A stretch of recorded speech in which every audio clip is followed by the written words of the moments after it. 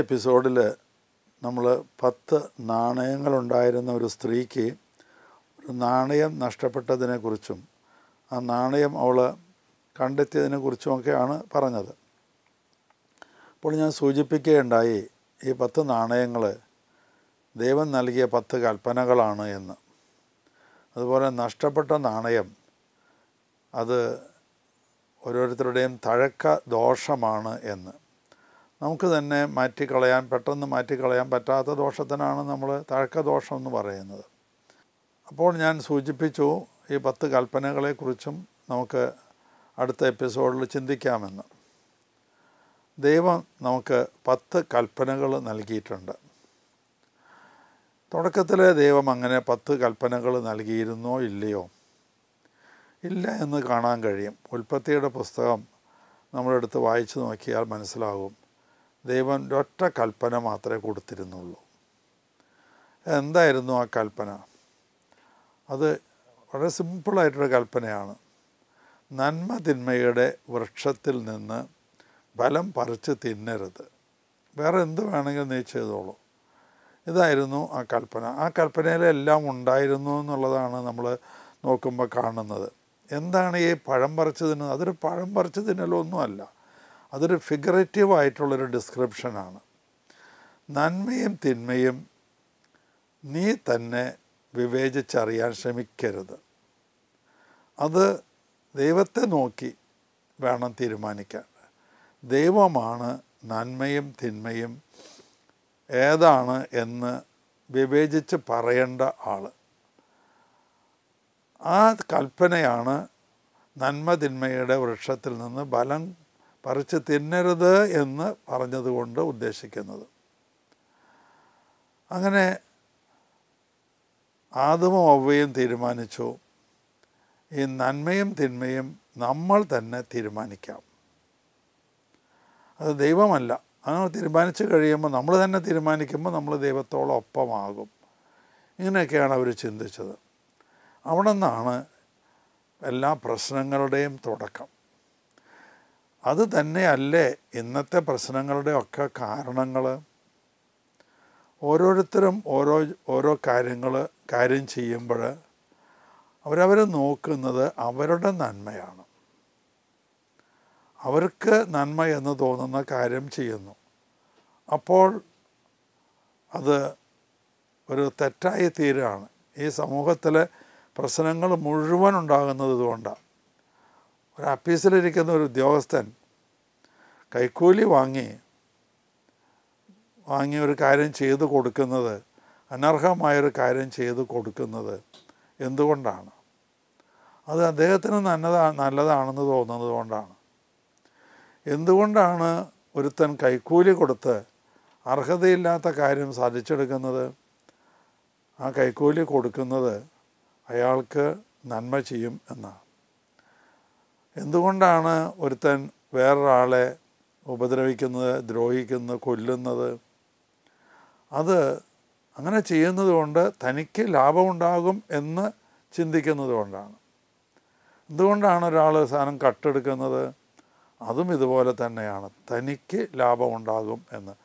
അപ്പോൾ ഓരോരുത്തരും അവരവരുടെ നന്മ ലക്ഷ്യമാക്കി പ്രവർത്തിക്കുമ്പോഴാണ് തിന്മകൾ ഉണ്ടാകുന്നത്. നന്മയും തിന്മയും വിവേചിച്ചറിയേണ്ടത് അത് ദൈവത്തോട് ആലോചന ചോദിച്ചിട്ടാണ്. ഞാൻ കുട്ടികളോട് ഇങ്ങനെ പറയാറുണ്ട്, പലപ്പോഴും ഇങ്ങനെ ഓരോ കൊല്ലവും കുട്ടികളോട് പറയും, നിങ്ങൾ ഒരു കാര്യം ചെയ്യാൻ തുടങ്ങുമ്പോൾ ആദ്യം ചിന്തിക്കേണ്ടത് ഇതാണ്: ഇത് എൻ്റെ അപ്പനും അമ്മയും അറിഞ്ഞാൽ അവർ ഇത് ശരിവെക്കുമോ? അവർക്കിത് ഇഷ്ടമാകുമോ ഇല്ലയോ? അവർക്ക് ഇഷ്ടപ്പെടുമെന്ന് എന്ന് നിങ്ങൾക്ക് മനസ്സിലായാൽ നിങ്ങൾക്കത് ചെയ്യാൻ വിരോധമല്ല. അൾട്ടിമേറ്റായിട്ട് അപ്പനും അമ്മയും തീരുമാനിക്കുന്നത് ദൈവത്തോട് ചേർന്ന് നിന്നിട്ടാണ്. അപ്പോൾ നമുക്ക് വേണമെങ്കിൽ ഇങ്ങനെയും ചോദിക്കാം, അപ്പനും അമ്മയും മരിച്ചുപോയി എന്ന് വിചാരിക്കാം. അപ്പോൾ വേണമെങ്കിൽ അപ്പനും അമ്മയും ജീവിച്ചിരുന്നെങ്കിൽ ഇഷ്ടപ്പെടുമോ എന്ന്. അതും അല്ലെങ്കിൽ നമുക്ക് ചോദിക്കാം, ഇത് എൻ്റെ ദൈവം ഇത് കാണുന്നുണ്ട്, എൻ്റെ അപ്പൻ എൻ്റെ അമ്മ ഇത് കാണുന്നില്ല, എന്നാൽ ദൈവം ഇതെല്ലാം കാണുന്നുണ്ട്. ദൈവത്തിന് ഇത് അംഗീകരിക്കാനായിട്ട് കഴിയുമോ? അംഗീകരിക്കാൻ കഴിയുമെന്ന് നിനക്ക് തോന്നുന്നുവെങ്കിൽ അത് ചെയ്തോളൂ എന്ന് തന്നെയാണ്. അല്ല, ഇത് ദൈവം അംഗീകരിക്കില്ല എന്ന് നിനക്ക് തോന്നുന്നുവെങ്കിൽ അത് ചെയ്യരുത്. ഇത് അത്രയും സിമ്പിളായിട്ടാണ് ഞാൻ ഈ ഒരുത്തൻ്റെ ബിഹേവിയറിനെ കുറിച്ച് എങ്ങനെ പെരുമാറണം എന്ന് പറഞ്ഞു കൊടുക്കുന്നത്.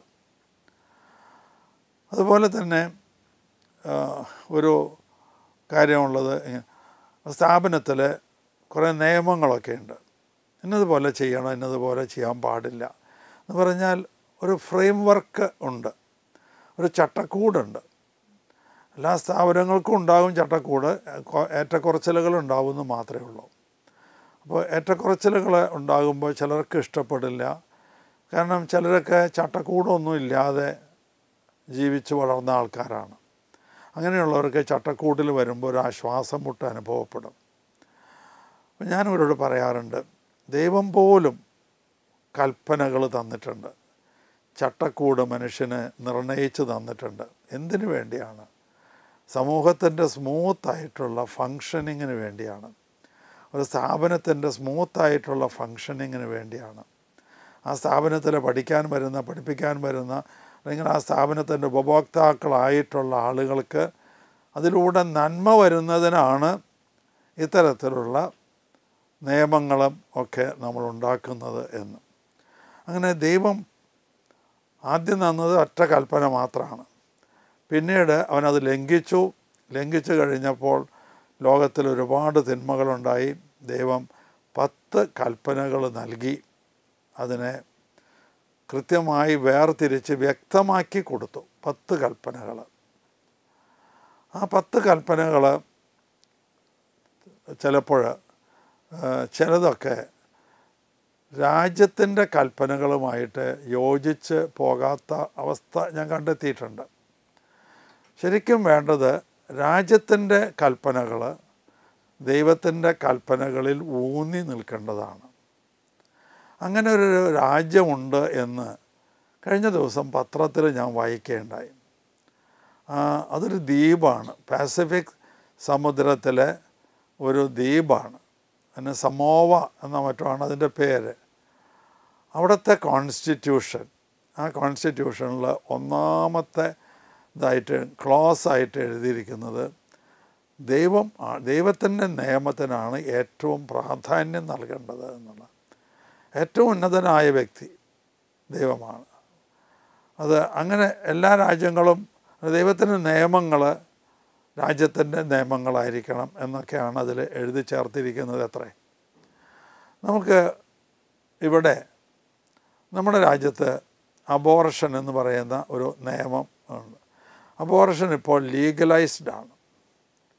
പക്ഷേ ദൈവത്തിൻ്റെ കൽപ്പന അനുസരിച്ച് അത് ലീഗലൈസ്ഡ് ആവാൻ പറ്റില്ല. കാരണം കൊല്ലുകയാണ്, ഒരു കുഞ്ഞാണ്, ആ കുഞ്ഞിനൊരു ജീവനെയാണ് ഹനിക്കുന്നത്. അപ്പോൾ അവിടെ ഒരു ചെറിയ ഒരു റിഫ്റ്റ് ഉണ്ട്, രണ്ടും തമ്മിൽ ചെറിയൊരു വ്യത്യാസമുണ്ട്. രണ്ടാമതൊന്ന്, വധശിക്ഷ. നമ്മുടെ നാട്ടിൽ വധശിക്ഷ അനുവദനീയമാണ്. പക്ഷേ ദൈവം പറയുന്നത് കൊല്ലരുത് എന്ന് തന്നെയാണ്. കാരണമൊന്നും ചോദിച്ചിട്ടില്ല, ഇന്ന കാരണത്തിന് കൊല്ലാമെന്നൊന്നും ദൈവം പറഞ്ഞില്ല. കൊല്ലരുത് എന്ന് മാത്രമേ പറഞ്ഞിട്ടുള്ളൂ. ഞാൻ പറഞ്ഞു വരുന്നത്, ഇങ്ങനെ ഡിഫറൻസ് നിലനിൽക്കുന്ന രാജ്യങ്ങളിൽ, രാജ്യത്തിൻ്റെ നിയമവും ദൈവത്തിൻ്റെ നിയമവും തമ്മിൽ ഡിഫറൻസ് നിലനിൽക്കുന്ന രാജ്യങ്ങളിൽ ജനങ്ങൾക്ക് ചെറിയൊരു പ്രശ്നമുണ്ടാവും. ഏത് സ്വീകരിക്കണം എന്നുള്ളത്. ഒരു കാര്യം ഉറപ്പാണ്, രാജ്യത്തിൻ്റെ നിയമം നമ്മളനുസരിച്ചേ പറ്റൂ, അല്ലെങ്കിൽ ശിക്ഷ ഉണ്ടാകും. അത് സംശയമൊന്നുമില്ല. രാജ്യം അനുവദിക്കുന്നതെല്ലാം ദൈവം അനുവദിച്ചിട്ടില്ല. അതാണ് ഇപ്പോൾ എനിക്ക് പറഞ്ഞു തരുന്നത്. വധശിക്ഷ രാജ്യം അനുവദിച്ചതാണ്, പക്ഷേ അത് നടപ്പാക്കിക്കൊള്ളണം എന്ന് ദൈവം പറയുന്നില്ല. അബോർഷൻ ലോകം അനുവദിച്ചതാണ്, രാജ്യം അനുവദിച്ചതാണ്, പക്ഷേ അത് ചെയ്തോളണം എന്നില്ല. അത് നമ്മുടെ സ്വാതന്ത്ര്യത്തിന് വിട്ട് തന്നിരിക്കുകയാണ്. അതുകൊണ്ട് തന്നെയൊക്കെയാണല്ലോ ഈ ദയാഹർജിയുമൊക്കെ അനുവദിച്ചിട്ടുള്ളത്. ദയാഹർജി അനുവദിച്ചു കൊടുക്കുക ഒക്കെ ചെയ്യുമ്പോൾ അത് ദൈവത്തിൻ്റെ സ്ഥാനത്ത് നിന്ന് പ്രസിഡൻ്റ് ഓഫ് ഇന്ത്യ പ്രവർത്തിക്കുകയാണ് എന്ന് എനിക്ക് തോന്നിപ്പോവുകയാണ്. അപ്പം എന്തായാലും രണ്ട് നിയമങ്ങളും യോജിച്ച് പോകുന്നത് എപ്പോഴും ആ രാജ്യത്തെ ആളുകൾക്ക് വളരെ ഏറെ നന്നായിരിക്കും എന്ന് തോന്നുന്നു. ഈ 10 കൽപ്പനകൾ രണ്ടായിട്ട് തിരിക്കാം. അതിൽ 1, 2, 3 ഈ ആദ്യത്തെ 3 നിയമങ്ങൾ 3 കൽപ്പനകൾ ദൈവവും മനുഷ്യനുമായിട്ട് എങ്ങനെ ബന്ധപ്പെടണം, റിലേഷൻ കോഷ്യൻ്റ് എന്ന് പറയും. പലതരം കോഷ്യൻ്റുകളുണ്ട്.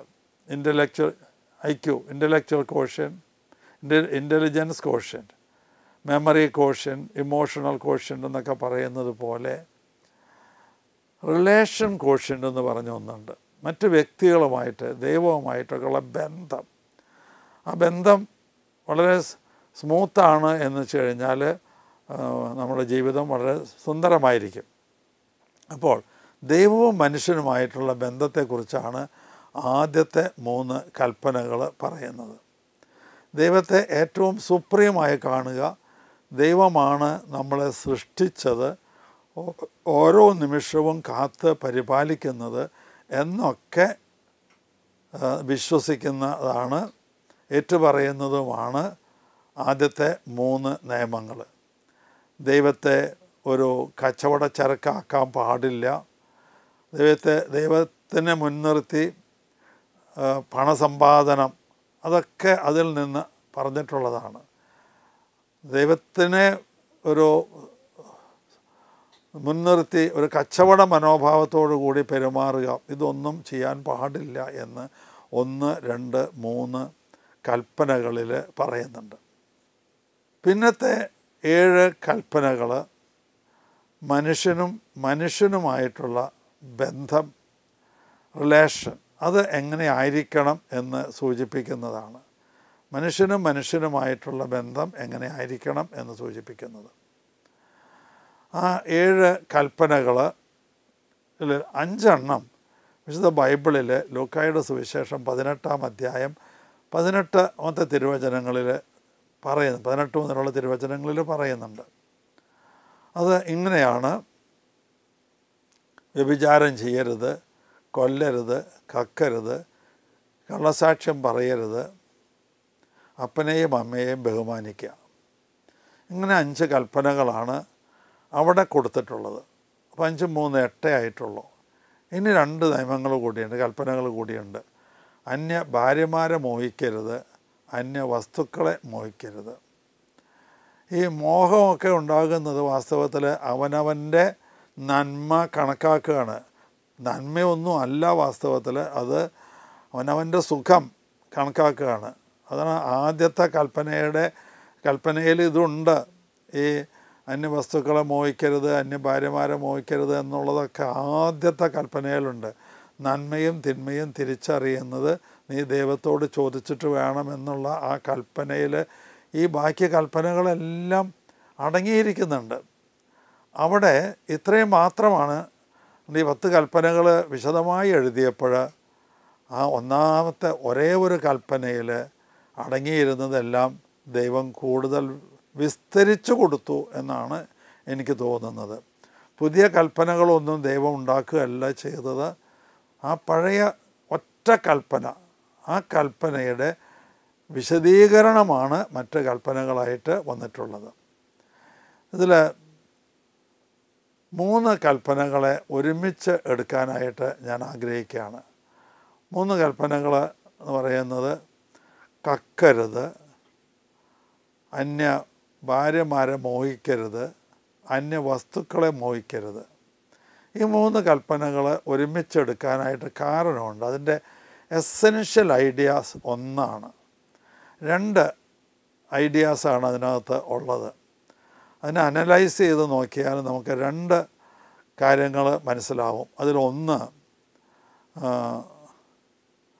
നിനക്ക് അർഹതയില്ലാത്തത് ഒന്നും സ്വീകരിക്കരുത്. 2, മറ്റുള്ളവർക്ക് അർഹതപ്പെട്ടത് ഒന്നും നിഷേധിക്കുകയും അരുത്.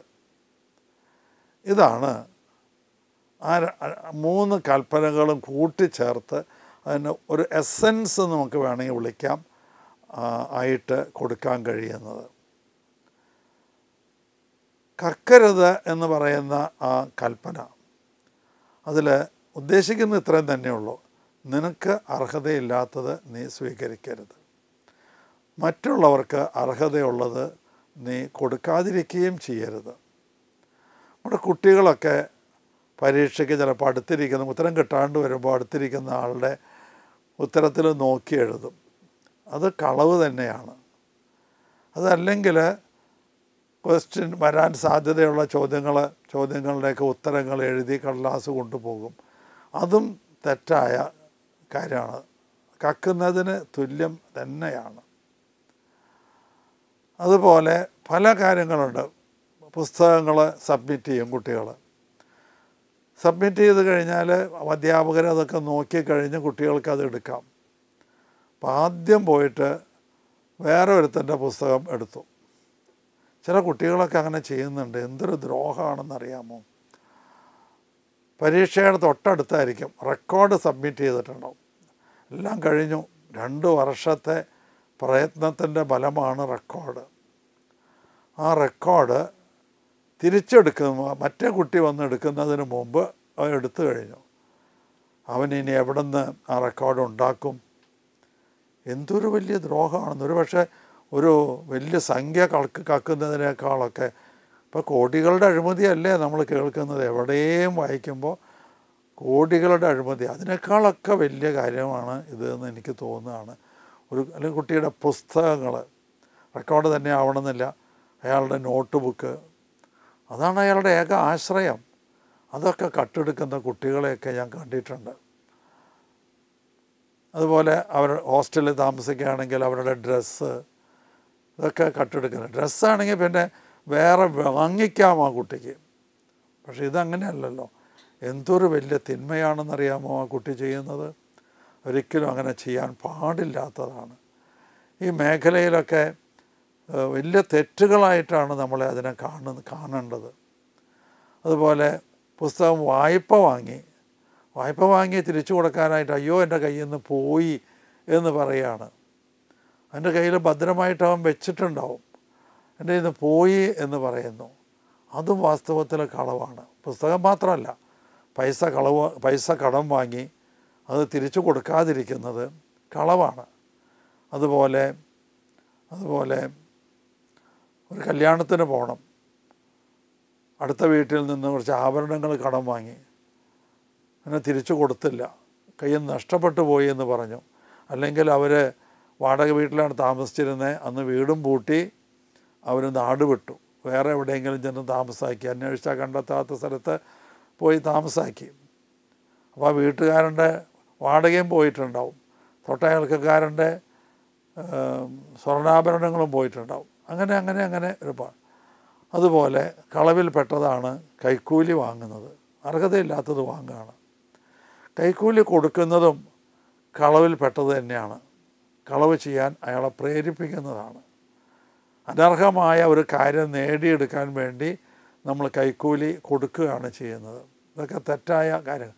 ടാക്സ് കൊടുക്കാതിരിക്കുന്നത്, കൃത്യമായ ടാക്സ് കൊടുക്കണം. യേശു തന്നെ പറഞ്ഞിട്ടുണ്ട് സീസറിനുള്ളത് സീസറിന് കൊടുക്കുക എന്ന്. ടാക്സ് കൊടുക്കാതിരിക്കുന്നത് കളവാണ്. ടാക്സ് വെട്ടിക്കുന്നത് കളവാണ്. തീരെ കൊടുക്കാതിരിക്കുന്നതും ടാക്സ് വെട്ടിക്കുന്നതും ഒക്കെ കളവാണ്. ചെലവുകൾ എഴുതി പെരുപ്പിക്കുന്നത് കളവാണ്. ചിലപ്പോൾ അത്രയും ചിലവൊന്നും ചെയ്തിട്ടുണ്ടാവില്ല. എത്ര ചിലവാകുന്നുവോ അത് കഴിച്ച് ബാക്കിയുള്ളതിൻ്റെ ടാക്സ് കൊടുത്താൽ മതി, അതെല്ലാം ലാഭമാവുന്നത്. എക്സസ്സായിട്ട് വരുന്നത്, ലാഭമായി വരുന്നതിനാണ് നമ്മൾ ടാക്സ് കൊടുക്കേണ്ട ആവശ്യമുള്ളൂ. അപ്പോൾ ചിലവിങ്ങനെ എഴുതി ചേർക്കുകയാണ്. ഇതൊക്കെ വാസ്തവത്തിൽ വലിയ കളവുകളാണ്. നിസ്സാര കാര്യങ്ങളാണെന്ന് നമ്മൾ വിചാരിക്കും. പക്ഷേ തമ്പുരാൻ്റെ മുൻപിൽ ഇതൊക്കെ കളവാണ് എന്ന് തന്നെ ഞാൻ പറയും. അതുപോലെ നമ്മൾ നേർച്ചകൾ നേർന്നിട്ട് അത് കൊടുക്കാതിരിക്കുന്നത്, വാക്ക് പറഞ്ഞിട്ട് അത് അനുസരിക്കാതിരിക്കുന്നത്, വാക്ക് പാലിക്കുക അത് പ്രധാനപ്പെട്ട ഒന്നാണ്. വാക്ക് മാറുന്നത് ഒരു തരം കളവാണ്. വാക്ക് മാറുന്നത് ഒരു തരം കളവാണ്. അതുപോലെ തന്നെ വഴിയിൽ കിടന്ന് എന്തെങ്കിലും കിട്ടി അത് നമ്മൾ കൊടുക്കാതിരിക്കുന്നത്, ഉടമസ്ഥനെ കണ്ടെത്തി കൊടുക്കാതിരിക്കുന്നത്, സ്വന്തമായി ഉപയോഗിക്കുന്നത്, ഇതൊക്കെ കളവിൽപ്പെട്ടതാണ്. നിർബന്ധമായ പിരിവ് നടത്തുന്നത് കളവാണ്. വാങ്ങാൻ പാടില്ലാത്ത ഫീസ് കുട്ടികളിൽ നിന്ന് വാങ്ങുന്നത് കളവാണ്. അനുവദനീയമല്ലാത്ത ഫീസ് കുട്ടികളിൽ നിന്ന് വാങ്ങുന്നത് കളവാണ്. അനുവദനീയമല്ലാത്ത സംഖ്യ ജോലിക്ക് അപ്പോയിൻ്റ് ചെയ്യുന്നവരിൽ നിന്ന് വാങ്ങുന്നത് കളവാണ്. 700 രൂപ കൂലി പറഞ്ഞ് ജോലിക്ക് കയറിയിട്ട് വേണ്ടത്ര ജോലി ചെയ്യാതിരുന്ന് 700 റുപ്യ വാങ്ങുന്നത് കളവാണ്. 700 റുപ്യ കൂലി പറഞ്ഞ് ജോലിക്ക് അപ്പോയിൻ്റ് ചെയ്തു, വൈകുന്നേരമായപ്പോൾ നീ ജോലി എടുത്തിട്ടില്ല വേണ്ടതുപോലെ, അതുകൊണ്ട് ഞാൻ 500 തരുള്ളൂ എന്ന് പറയുന്നത് കളവാണ്. കളവിൻ്റെ മേഖല വളരെ ഏറെ വലുതാണ്. കളവ് ചിലപ്പോൾ വലിയ അപകടങ്ങളിലേക്ക് ലീഡ് ചെയ്യാം. ഒരു കൊലപാതകത്തിലേക്ക് ലീഡ് ചെയ്യാം. കളവ് പരിശീലിച്ച ഒരു വ്യക്തി, ആ വ്യക്തി ഒരു വീട്ടിൽ കക്കാനായിട്ട് കയറി. വീട്ടുടമസ്ഥൻ അറിഞ്ഞു, അയാൾ എഴുന്നേറ്റു. രണ്ടുപേരും തമ്മിൽ മൽപ്പിടുത്തമായി. രക്ഷപ്പെടാനുള്ള വ്യഗ്രതയിൽ കയ്യിൽ കരുതിയിരുന്ന കത്തിയെടുത്തൊന്ന് കുത്തി അയാൾ മരിച്ചുപോയി. ഒരു കൊലപാതകിയാകാൻ വരെ സാധ്യതയുണ്ട് കളവ് പരിശീലിക്കുന്നവർ. വളരെ ശ്രദ്ധിക്കേണ്ട ഒരു കാര്യമാണ്. അതുപോലെ അന്യ ഭാര്യമാരെ ആഗ്രഹിക്കരുത്. അത് ഇന്ന് പത്രങ്ങളിലൊക്കെ ധാരാളമായി കാണുന്ന ഒന്നാണ്. അന്യ ഭാര്യയെ ആഗ്രഹിക്കുന്ന പലരും കൊലപാതകികളായി തീരുകയാണ്. എന്താ ചെയ്യുന്നത്? ആ ഭാര്യയുടെ ഭർത്താവിനെ കൊന്നുകളയാണ്. ആ ഭാര്യയും കാമുകനും ചേർന്ന് സ്വന്തം ഭർത്താവിനെ കൊല്ലുക. മറിച്ചും ഉണ്ടാകുന്നുണ്ട്. അന്യ ഭർത്താക്കന്മാരെ ആഗ്രഹിക്കരുത്. അവിടെയും ഭർത്താവിനെ ആഗ്രഹിക്കുമ്പോൾ ഉണ്ടാകുന്നത് സ്വന്തം ഭർത്താവിനെ കൊല്ലാനായിട്ട് ഉള്ള സൂത്രങ്ങളൊക്കെ ആലോചിക്കുകയും അത് എക്സിക്യൂട്ട് ചെയ്യുകയും ചെയ്യുകയാണ്. ഇതൊക്കെ തെറ്റുകളിൽപ്പെട്ടതാണ്. കളവിൽ അന്യ വസ്തുക്കളെ ആഗ്രഹിക്കരുത്. ആ വസ്തു കിട്ടണമെന്ന് നമുക്കൊരാഗ്രഹം തോന്നിയാൽ അതെങ്ങനെയെങ്കിലും കൈക്കലാക്കണമെന്ന് തോന്നും. അങ്ങനെ കൈക്കലാക്കണമെന്ന് തോന്നുമ്പോൾ നമ്മൾ എന്ത് തിന്മയും ചെയ്യും. ചിലപ്പോൾ സർക്കാർ ഭൂമിയാകും. ആ സർക്കാർ ഭൂമി നമ്മൾ പല കുൽസിത മാർഗങ്ങളിലൂടെ തട്ടിയെടുത്തുനിന്ന് വരും. നാട്ടിൻപുറത്തൊക്കെ ഞാൻ കണ്ടിട്ടുണ്ട്. കണ്ടത്തിൻ്റെ വരമ്പ് നീക്കിയിടുക, വേലി മാറ്റിവെക്കുക, ഇതൊക്കെ കണ്ടിട്ടുണ്ട്. അതിന് പുതിയതായി മതിൽ കെട്ടുമ്പോൾ ഇതെത്രയോ നമ്മൾ പത്രത്തിൽ വായിക്കുന്നു. മതിൽ കെട്ടുമ്പോൾ കുറച്ച് ഭൂമി കൂടി അടുത്ത ആളുടെ ഭൂമി കൂടി കൂട്ടി മതിൽ കെട്ടുന്നു. ചിലപ്പോൾ അയൽക്കാരൻ സാധുവായിരിക്കാം. അത്തരത്തിലുള്ളൊരവസ്ഥയിൽ അയാൾ പ്രതികരിച്ചു എന്ന് വരില്ല. ഇതൊക്കെ കളവ് തന്നെയാണ്. അപ്പോൾ ഈ 3 നിയമങ്ങളാണ് ഞാൻ നിങ്ങളോട് ഇന്ന് ഈ എപ്പിസോഡിൽ പ്രതിപാദിക്കുന്നത്. ബാക്കി നിയമങ്ങൾ അടുത്ത എപ്പിസോഡിൽ നമുക്ക് ചർച്ച ചെയ്യാം.